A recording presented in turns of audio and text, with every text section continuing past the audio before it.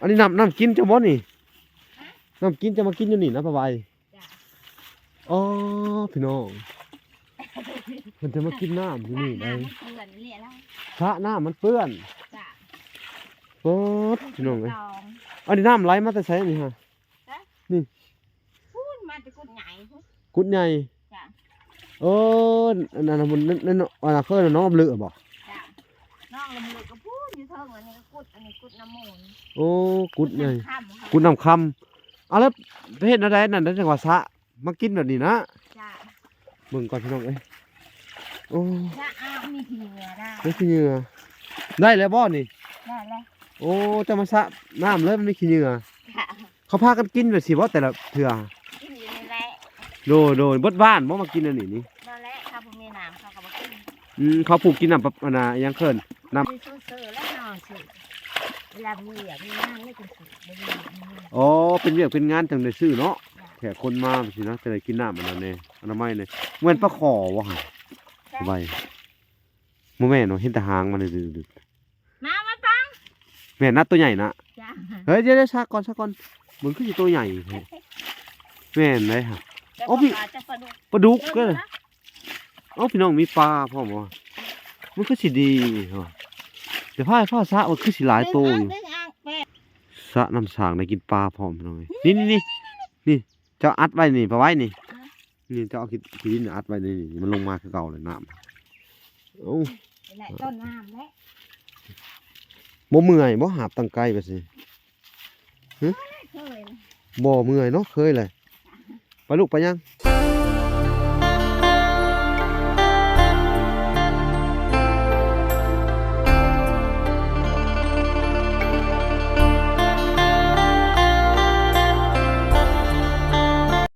เอากลับสบายดีพ่อแม่พี่น้องเบิดสู่ขู่สู่คนเนาะกันยินดีเข้าสู่ช่อง YouTube เบาหลาสายบุญคุณธรรมคือเก่าเนาะทุกคนเนาะ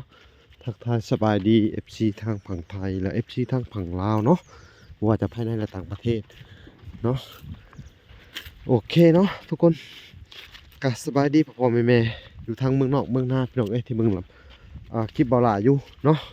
มื้อนี้กะได้มาแต่เศร้าๆพี่น้องได้มาหาป้าใบพี่น้องมาสอบถามมัน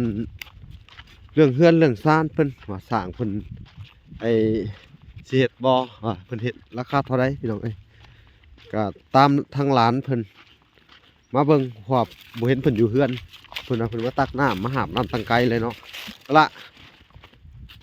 สบายดีลูกโดยไปยังเพิ่นไปตักน้ำกินบ่ว่าคือสิมาไกลแต่มาหาบน้ำลงเนาะพี่น้องบรรยากาศยามเช้าๆอยู่ทางกันดงพี่น้อง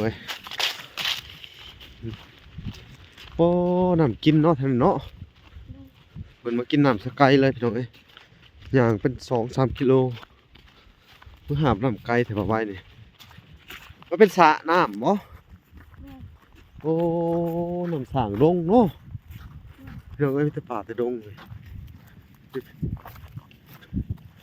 มัดต่อไปนี่ครับมันเป็นป่าเป็นดงพี่น้องทั้งนั้นแต่ถ้าเขตนะเพิ่นก็จะปลูกมันพี่น้องเลยออกไปนี่ก็จะปลูกมันแต่ตรงนี้น่าจะดงมีเจ้าของพี่น้องโอ้ต้นยางล่มเพิ่นก็บ่เฮ็ดอันนั้นเนาะพี่น้องมึงดูต้นยางบักใหญ่นึงล่มมันโกนบ่เนาะเพิ่นบ่เฮ็ดอันน่ะเฮ็ดแป้นเฮ็ดอันน่ะคือแต่สิได้พี่น้องนี่ล่มลงนี่ปาดลงนี่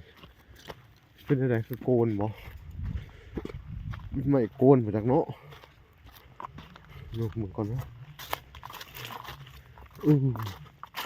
ไม่ย่างเลยโกนน่าจะโกนถอนมักใหญ่ไปหน่อยล่มลงจะเดินทางไปเบิ่งปลาใบพี่น้องไปเอาน้ำกินมาอยู่ข้างป่ากลางดงโอ้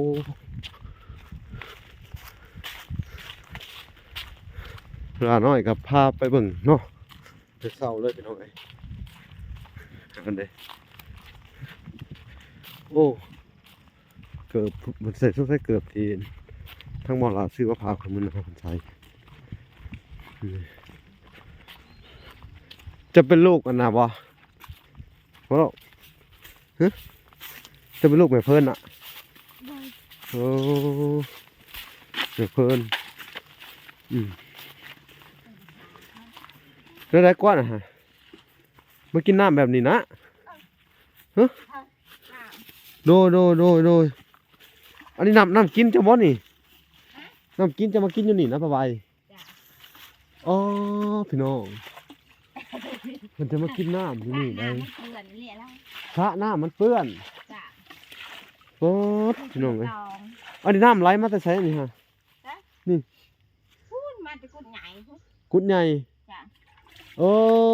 นั่นมันนั่นอันนั้นคือน้องเลือบ่น้องลำลึกก็พูดอยู่เท่าเหมือนนี่ก็กุดอันนี้กุดน้ำมูลโอ้กุดใหญ่กุดน้ำคำเอาแล้วประเภทอะไรนั่นจังหวัดสะมากินแบบนี้นะเบิ่งก่อนพี่น้องเอ้ยโอ้มีขี้เหงื่อได้ไม่ขี้เหงื่อได้แล้วบ่นี่ได้แล้วโอ้จะมาสะน้ำเลยมันไม่ขี้เหงื่อ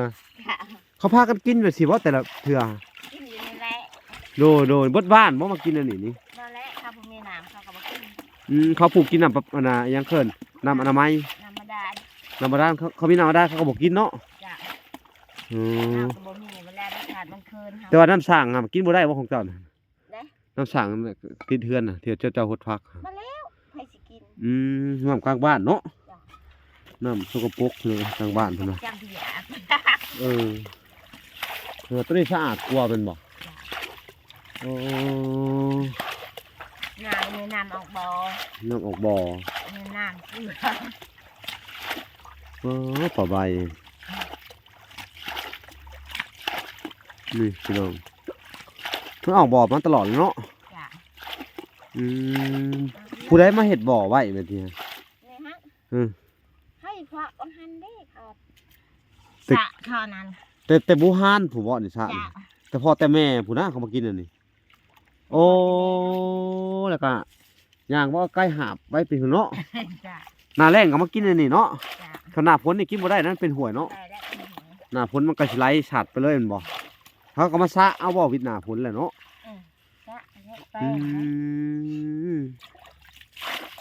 ดูมันมีเศษไม้ไผ่มายังตกออกไปเนาะมันเหม็นเด้เป็นน้ำกุยเนาะกินบ่ได้ใช่ไหมตามหลักเลยมันก็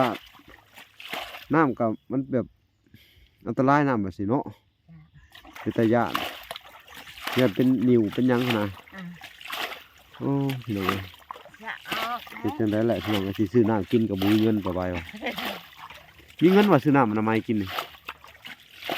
ซื้ออยู่ที่บ้านไปแล้วซื้อน้ำอนามัยเคยซื้อน้ำอนามัยกินบ่ซื้ออยู่ค่ะ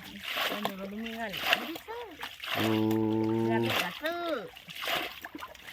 แล้วบะหมี่ก็มาซื้อส่วนร้านนี่แต่กินน่ะสิบ่จ้ะไม่ได้ซื้อแล้วนอนซื้อเวลามีงานไม่กินซื้อไม่ได้อ๋อเป็นเวียกเป็นงานจังได้ซื้อเนาะแขกคนมาสิเนาะจะได้กินน้ำอันนั้นแน่อนามัยเนี่ยเหมือนปลาขอวะฮะสบายโมแม่เนาะเห็นแต่หางมันเลยดึกมาปังแม่นัดตัวใหญ่นะเฮ้ยเดี๋ยวชักก่อนมันคือตัวใหญ่แม่เลยฮะโอ้พี่ปลาดุกก็เลยโอ้พี่น้องมีปลาพ่อบอกมันคือสีดีเดี๋ยวพ่อซะมันคือสีหลายตัวอยู่โอ้โบใหญ่ปานใดพี่น้องเลยโอ้อุ้ยลงไปเลยคือแต่ปลาคอใหญ่เหรอโบใหญ่เนาะก็หลายตัวอยู่เนาะเอาอะไรลงไปเอาออกแล้วบัดนี้เนาะวาดเอาขี้เงี้ยปะนี่ตัวนี้มันบ่นั่นสิเนี่ยออกลูกหัวเหี้ยเอาขึ้นทิ่มน้ำมันจะออกมาออกบ่อมาจากนี่เนาะเอาใส่บกก่อนถึงจับปลาโอ้คือว่าตัวใหญ่พี่น้องตัวธรรมดาบ่ใหญ่ปานใด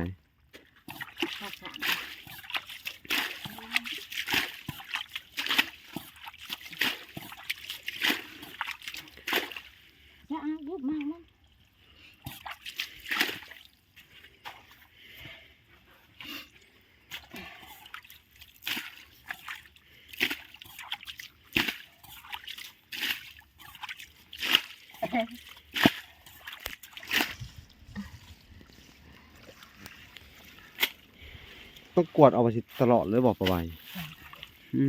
บาดอากระเปื้อนและมีกุยนั่นกุยมันเป็นขาบอันนี้มันอันขาบมันหมักหมมของใบอันนี้เลยใบไผ่นี่นะได้แล้วมั้ยเลยได้บ่แหละปลานั่นทันได้อยู่ร้อยระวังถึงน้ำจะคล้องแล้วน่ะจะสิใจหุ่นปลาคอสะน้ำสางได้กินปลาพร้อมเลยนี่เจ้าอัดไว้นี่ปลาไว้นี่เจ้าเอาขี้ดินอัดไว้นี่มันลงมาคือเก่าเลยน้ำมีแต่ชุบเจ้านะมากินหรือว่าหลายคนก็มากินอยู่นี่กินอยู่ในแรกเขาไปหายไปชวนเขาตั้งนี่คือว่ามีแต่ชุบเจ้ากินมันจะเกี่ยวคอยหลายคนอยู่เนาะ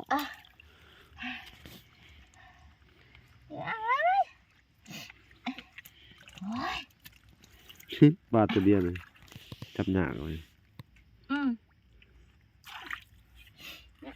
ปลาขอกังนะว่าคือมันตัวใหญ่ปลาขอกังชุดอีพอยแมวเลยตัวน่ะปกติปลากังทำโปมือนี่พี่น้องเลยเจ้าบ้านหัวนั่นนี่นะยกเบิ่งดูเสือมันมีระวังถึงน้ำจะคล้องเลยนะหน่อย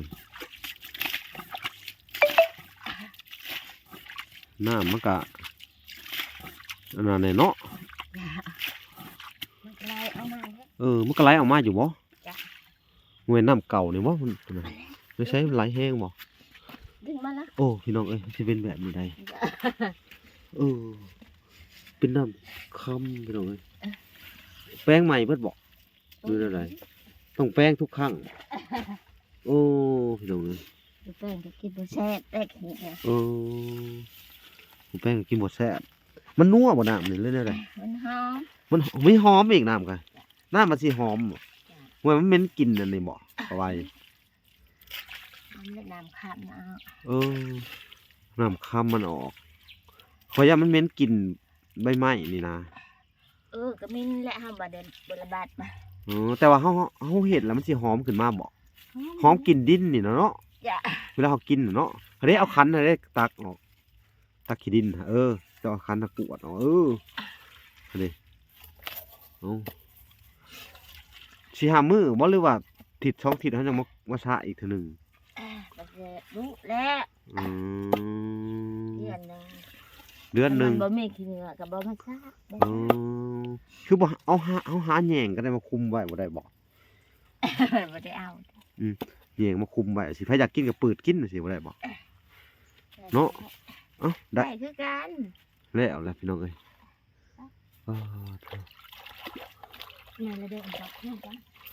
กินกันหลายคนเพิ่นว่าพี่น้องเอ้ยน้ำในนี่นี่ก็น่าจะเป็นใบตองเขามาตักกินน้ำทั้งนั้นนี่ชาวบ้านเพิ่นย่างผ่านไปผ่านมาเท่านี้เพิ่นเฮ็ดไร่เฮ็ดสวนอยู่นี่เนาะ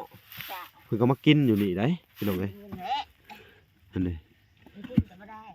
ตักดุอะไรนะประมาณเนาะอะไรปลาใบหัวประมาณดุแห้งอะไรปลาใบหัวเฮ็ดอีกครั้งเลยสิหาบเมื่อประวันนี่พี่น้องเอ้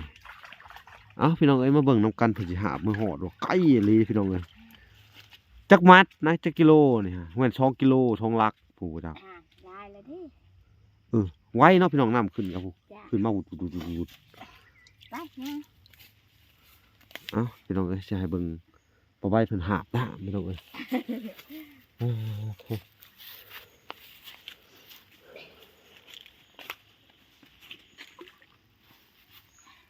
หลายเนาะ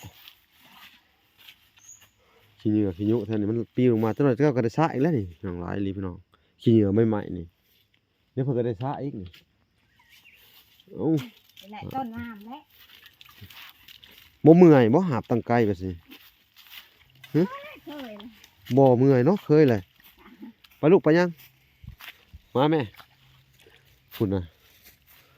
ไปพี่น้องกันย่างเบิ่งปลาใบนำกัน ฮะ ว่าเป็นร้านเฮามันตักหนา แบบโบฮานตักน้ำพี่น้องเลยโอ้กินน้ำหัวอีก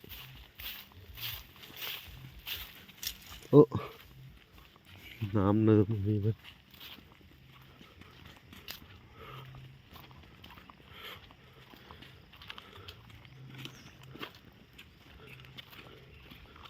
จักมื้อเขามาตักเทื่อหนึงอันนี้ฮะ หนึ่งก็ชามหา มาตักอันนี้ไรมื้อละ3-4-5พุ่นโอ้มื้อละ3-4-5พี่น้องเอ้ยเอาไปใส่น้ำบ่เหลือเอาไปกินน้ำไปกินเนาะ น้ำใส่ก็เอาน้ำบานนี่ โอ้เอาไปกินมื้อละ3-4-5ว่าแล้วแพ้กินน้ำเจ้าคือมากินหลายพี่น้อง ขมือมันจะอึด โอ้คนมานั่งลิ้นน้ำเนาะก็กินน้ำแหน่พี่น้องไอ้พวก ยังไง เขามันลิ้นน้ำเจ้าแหละเขากินน้ำมาสิเนาะอันนี้เป็นเถียงหน้าผู้ใดเนี่ย ข้างหน้าอ้าวมาเข้า โอ้พี่น้องเอ้ยนี่หน้าแบบสีเป็นตาเป็นเขาอยู่เนาะหน้าบุงเนาะเขาเป็นใส่ปุ๋ยนี่ให้คักนะใส่ปุ่น ข้า นี่ งหน้ามากแต่ไม่ได้กินได้ยัง มีน้ำท่วมน้ำบ่ จ้ะ ว่าดี ที่แลในน้ำไม่ได้ท่วมก็เขาพอไปเที่ยว เฮ้ยเขาได้เกี่ยวเนาะ จ้ะ ได้หลายเติบเลยนี่หน้าตากาเลยหน้าแบบสีมักเป็นเขาได้ใส่ปุ่นได้หลายเนาะผูกงัวผูกหยังใส่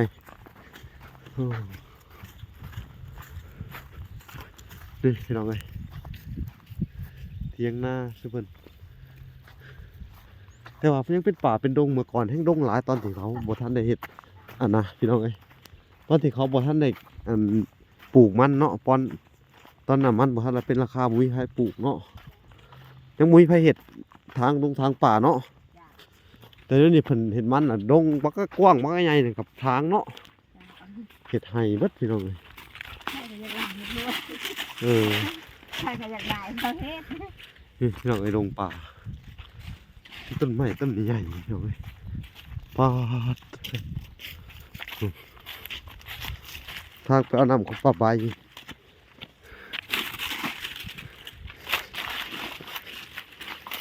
บ่เมื่อยเนาะบ่ว่างพักผ่อนจักดีเลยเนาะเคยแล้วก็บ่ได้เมื่อยเพิ่นว่าพี่น้องเอ้ยเป็นอะไรสั่งเขาว่าพระเศษให้ใหม่คนใหม่บ่บัดนี้พี่น้องเอ้ยสิให้เพิ่นไปถามสั่งอีกบัดนี้ ไม่จ้าไม่ใช่ ฮะ เราเอามันหายมาท อืม ำนั่นแหละเพื่อนค่ะ เราว่าเราบ่ได้เฮ็ดเลยเราบ่ว่างเราว่า ก็เราไม่ได้ว่างเราไม่ว่าง เราสิไปทางยังว่าทางให้แล้วไปเฮ็ดหัวให้เรามีคนใหม่อยู่ หัวกินมันนะ งัวกินมันเรานะ จ้า แต่พอแล้วเราจังบ่ได้เฮ็ดพี่น้องเอ้ยพาไปนาแต่เช้าพนลังลิ้วมาสิมาถามเพิ่นนะแต่ว่างัวกินมันก่อนเนาะพี่น้องเอ้ยเพิ่นต้องไปเฮ็ดหัวเฮ็ดหยังก่อนเอ้าบ่เป็นหยังเนาะถามคนใหม่ก็ได้เนาะถามเบิ่งคนใหม่เผื่อเพิ่นว่าง เอาเป็นว่างแล้วมันได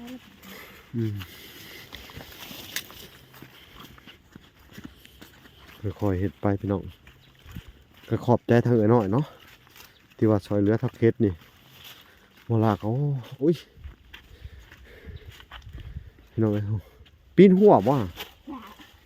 เอาล่ะบ่ล่มบ่ล่ะเฮ็ดจังได๋น่ะเฮ็ดจังได๋น่ะโอ้ยไม่สิมาตึงเอาไว้เฮ็ดได้เฮ้ยระวังล้มเด้อระวังโอ้ อ้าวมันจะเกาะชิ้นข้างใน โอ้เห็นได้นะบัดนี้ว้าวพี่น้องเอ้ยเอาไว้ตั้งดูอะไรได้พี่น้องเอ้ยว้าวท้ออุ้ยอาบน้ำไปแล้วพี่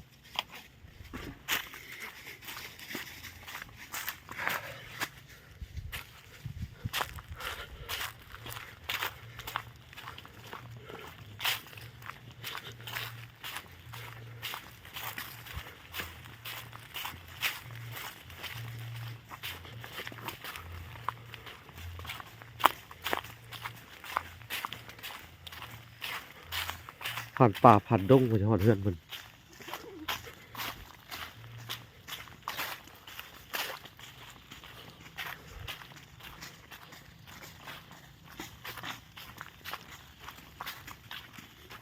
บ่นักจ้องหาว่าเก่งครับบ่ว่างจักดีเลยว้าวเถอะยอมใจเจ้าเลยแบบนี้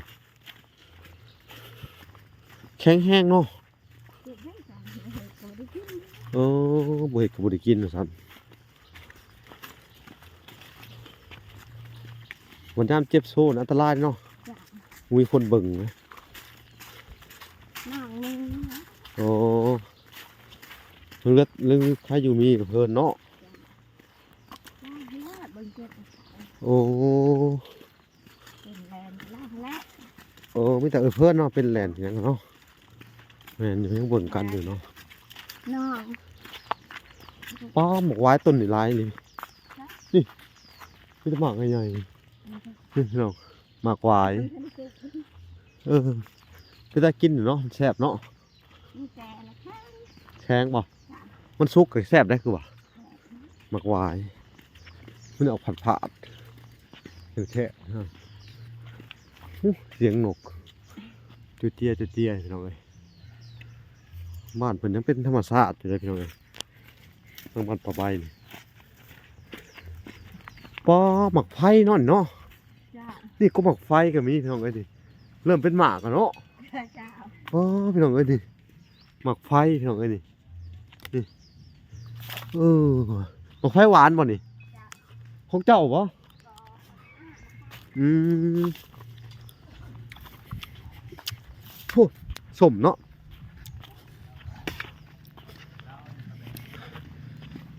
พี่น้องเอ้ยทางสร้างเพิ่นก็มาเลย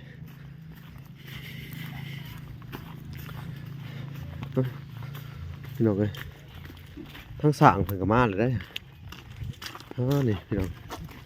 ทางสร้างเพิ่นก็มาเลยเดี๋ยวสิถามรายละเอียดเบิ่งก่อนพี่น้องเอ้ย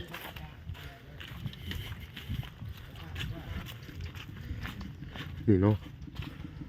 จะไปก่อนเด้อ จ้า เขาสิถามสร้างเพิ่นก่อนพี่น้องฮะสวัสดีโดยเป็นอะไรสิพ่อเฮ็ดได้อยู่บ่ ร้ายปานใดอะไรจักจะนี่ ว่าจะเช้าหลายปานใดนี่เฮือนน่ะแค่4 คูณ 6มันก็บ่ใหญ่สำเล่าเขาทำหยัง มั ดิ นบ่ยากตัวโยกนี่แหละ หมอกะเฮากะหาชาวบ้านหาหยังนี่แหละ ก็ ฮอดยาม ห เลย แม่นบ่เลยเฮาก็เฮ็ดเป็นหวีขึ้น3เปียง เขาก็ยก แม่นบ่เลย มันหนักก็เช้าอันเลี่ยมอีกไหมหนักแห้งดีนะ นักบ่ เงื่อนคอยกับเช้ากลมอันนี้แหละ บ่แต่ว่ามันเป็นแบบนี้เฮากะ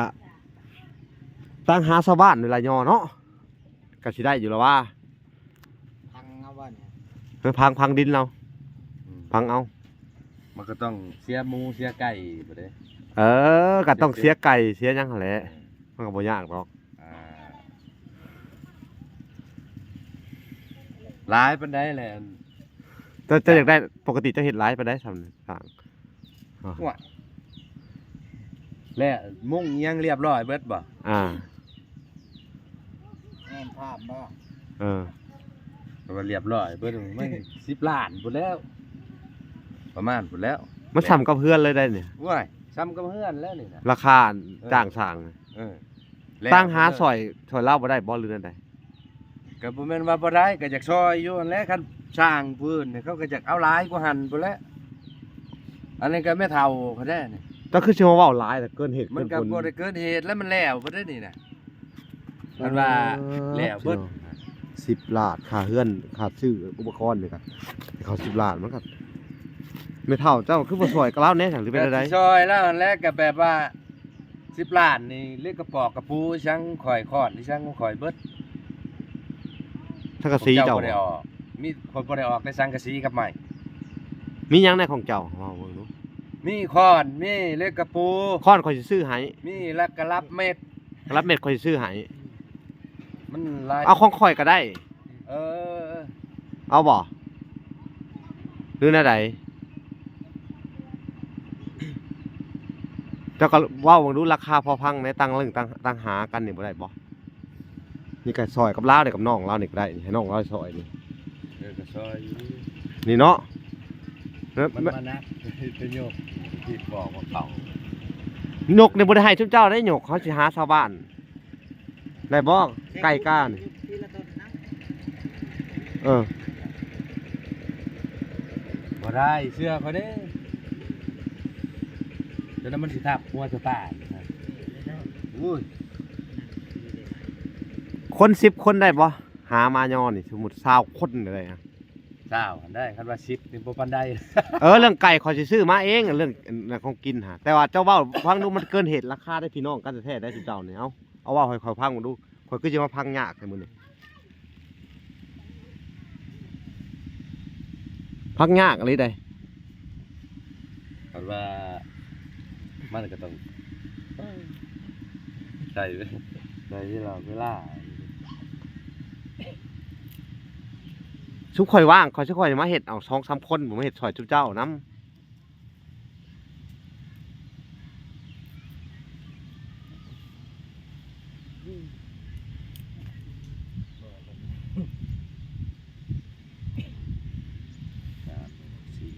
อาทิตย์หนึงได้จังสิแหละเงินนะเฮ็ดบ่ได้หยุดได้ยอดได้เนี่ยอาทิตย์หนึง บ่น้ำมันก็สิบ่หลายปานนั้นดอกนะเฮือนก็บ่ได้ใหญ่ มันก็บ่ได้ใหญ่เติบเลยเก่าตด เฮือนแค่4คูณ6บ่ซ้ำนี่บ่ซ้ำนี่ได้บ่ซ้ำนี่4เมตรคูณ6ก็สิซ้ำได้ซ้ำเถียงนานี่ มันก็ซ้ำนี่ ทางยาวนี่ก็สี่ ทางกว่า สิบนี่แหละผมว่า เออ ในทางซ่านพร้อมนะ อืม มันบ่แม่นเฮือนคุ้มคันว่าได้ทั้งซ่านบ่แม่นเฮือนคุ้มอันนี้เขาเอิ้นเฮือนคุ้มนี่แบบบ่มีซ่าน แม่นอยู่ อันนั้นเฮือนโบราณเฮือนโบราณคือเฮือนแบบหลังนั้น โดยตั้งสวยคนถูกข์คนยากบ่ได้บ่หรือนั่นแหละเจ้าก็เว้าให้ข่อยฟังเบิ่งดูมันก็สิมาแพงแท้แม่นว่าข่อยคนห่างคนมีข่อยบ่ได้มีไผผู้ใหญ่กับเพิ่นบ่ได้ห่างบ่ได้มีไปสั่ง ก็บ่ได้มีดอกว่า แม่นสิว่าอันนั้นเนาะอันตั้งหาชาวบ้านในบ้านเจ้านี่แหละ คอยสิเฮ็ดผู้เดียวก็เฮ็ดบ่ได้ต้องหาหมู่มาอีกผู้หนึง เด้หาเรานี่แหละเฮ็ดซอย สิเฮ็ดผู้เดียวก็เฮ็ดบ่ได้อีก ได้บ่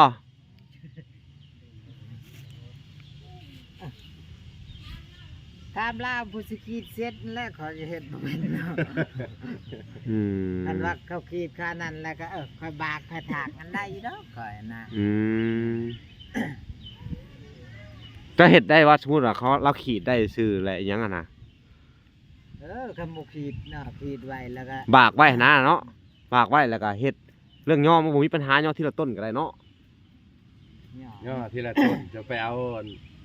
ทางก็พูดมันสิทับหัวพวกเจ้าฮะมันโยดนิดนึงเลยขี้ดินเนี่ยมันโยดมัน บ่นะคือเฮาการย่อเฮือนเฮาต้องหาชาวบ้านอยู่แล้วเจ้าบ่าบ่บ้านเขาอยู่ในบ้านเฮามีเป็ดมีไก่ให้กินแม่นบ่แหละ คันว่าเขามาว่าเขาบ่อยากเวียกอยากงานกะ แต่ต้องอธิบายข่อยฟังดู ยกขึ้น นั่นแหละ มันไปเอาเขาเทื่อละต้นคือจะเว้าครับ มันโยกนิดนึงแล้วมันงวยตุ่มแล้วได้มันเป็นแนวนั้นได้อันเนี้ยมันหนักกว่าเสาเนี่ยเสาเนี่ยค่อยแบกก็ได้ได้นี่เสานี่ค่อยแบกได้นะ พี่เสานี่แบกไม่สิแบกได้จะยกรถ เฮ็ดเป็นหวีสิบ่ได้บ่เฮาหวีแล้วก็กุดคุมไว้เนาะ อันละ เป็นวีเลย มันต้องคนหลายหั่นนะ หลายก็ให้เล่าแล้วไปเล่าชาวบ้านก็สิได้อยู่แล้วว่าเฮาก็มีแหล้วของกินแม่นสิว่าบ่มีเนาะแม่นบ่แหละเขาว่าในบ้านทุกเจ้านี่มันบ่ได้พร้อมเพรียงกันบ่หากันบ่ได้บ่หยกเฮือนหยกทาน มันก็เวียกให้เวียกมันนะ หาตอนเช้าแม่นว่าแหละเฮาก็เฮ็ดแต่เช้าๆเนาะพี่น้องเอ้ย ได้อยู่ดอก ได้อยู่ดอกเนาะ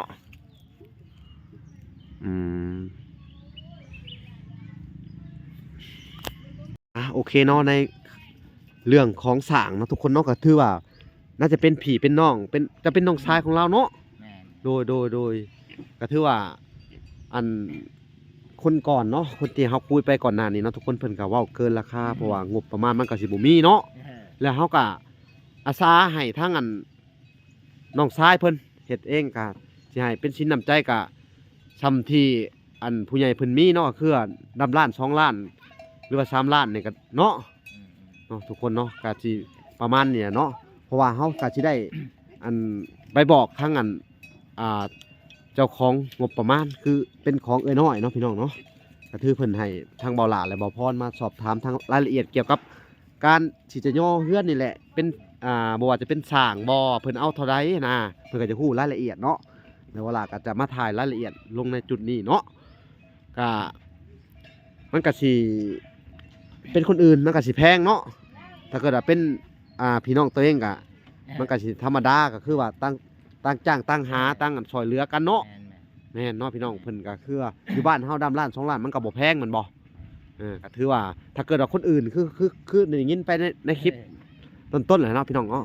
เพิ่นก็สิยากแน่ก็บ่ติเพิ่นบ่ว่าเพิ่นเนาะเพราะว่ามันเป็นนั่นสิทธิของเพิ่นอยากว่า10ล้าน20ล้านมันก็เรื่องของเพิ่นสร้างเนาะแต่ว่ามันเพิ่นกับคนอื่นบ่คือพี่น้องเฮาได้แม่นบ่แหละเนาะพี่น้องเอ้ยคือเฮาเว้าแหละพี่น้องนั่นเฮาช่วยกันได้พี่น้องเอ้ยช่วยเฮ็ดนั่นเฮ็ดนี่ได้เนาะแต่ช่วยเจ็บช่วยเป็นช่วยบ่ได้เนาะ แม่นแหละ พี่น้องอันนี้แหละคือเฮาอยากฮู้ว่าพี่น้องเฮาเป็นจังได๋เฮาก็ต้องเบิ่งยามเฮาเจ็บเฮาเป็นนั่นแหละเนาะพี่น้องเอ้ยนี่แหละคืออันทางสร้างเพิ่นพี่น้องเอ้ยนี่ก็สิได้เฮ็ดก็คือว่าพอเป็นอยู่ดอกเนาะเฮ็ดเนาะได้อยู่เนาะ เฮ็ดได้แล้วแบบว่าก็จะอันนั้น บากก่อนเนาะ บาก เจ้ายากลำบากเนาะคนหลายเนาะ เฮ็ดบ่เป็นน่ะนะ ได้ มันผินั่นแล้วก็เสียเสามันหน่อยมานั่นเดียวมันสิกุดแล้ว บ่เป็นหยังเนาะทางบ่ล่ะก็สิได้ให้คนมาบากใหม่เนาะทุกคนเนาะก็สิจ้างสร้างมาต่างหากมาบากก็สิให้กินน้ำกินในน้ำเพิ่นเนาะพี่น้องเอ้ยสิให้เพิ่นมาบากใหม่อีกเนาะโอเคเด้อคลิปนี้เนาะพี่น้องเอ้ยก็บ่มีหยังหลายก็สิขอบใจทางอันพี่น้องทางอันเพิ่นพี่น้องเอ้ยทางบ่ล่ะก็สิได้เดินทางต่อไปหาลุงโจยต่อพี่น้องเอ้ยคลิปหน้าพอกันใหม่พี่น้องเอ้ยอยู่เพื่อนที่อยู่ที่บ้านลุงโจยเนาะพี่น้องพอกันใหม่บ๊ายบาย